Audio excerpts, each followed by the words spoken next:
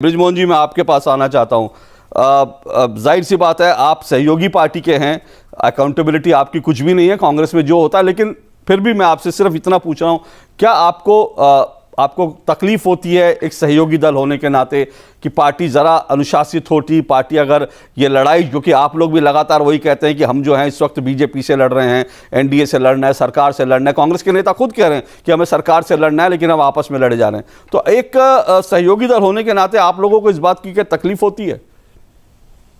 अशोक जी, निश्चित रूप से हम लोग चिंतित हैं और हमारे आदरणीय राष्ट्रीय नेता शरद पवार साहब ने तो इस मुद्दे को पहले ही कहा कि कांग्रेस अपनी जिम्मेदारी का जो एक दृष्टिकोण है उसको त्यागे और थोड़ा वास्तविक और हकीकत को समझने की कोशिश करे, क्योंकि देश में एक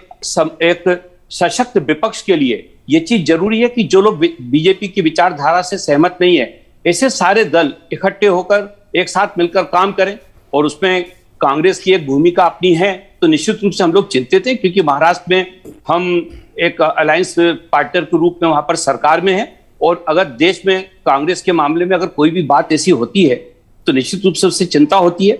मैं आपसे इस मौके पे ये बात जरूर कहना चाहता हूं कि निश्चित रूप से अभी ये जो दौर है, जो आज हम लोगों को पिछले एक हफ्ते से हम लोग देख रहे हैं, ये चिंता का विषय है और इस पे कांग्रेस नेतृत्व को गंभीरता से विचार मंथन करना चाहिए और उनको अपने जो अलायंस पार्टनर हैं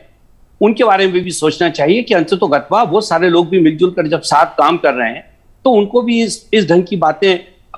अपने कमरे में बैठकर करना चाहिए। भारतीय जनता पार्टी एक बहुत बड़ा उदाहरण पेश कर रही है देश में कि उन्होंने कितने सारे मुख्यमंत्री बदल दिए लेकिन कहीं कोई आवाज नहीं आई। जो भी सत्ता का परिवर्तन हुआ वो चुपचाप हो गया। ऐसा नहीं है कि उन लोगों में असहमति नहीं हुई होगी या उनके नेताओं के मन में कोई नाराजगी पैदा नहीं हुई होगी, लेकिन उनके यहाँ पे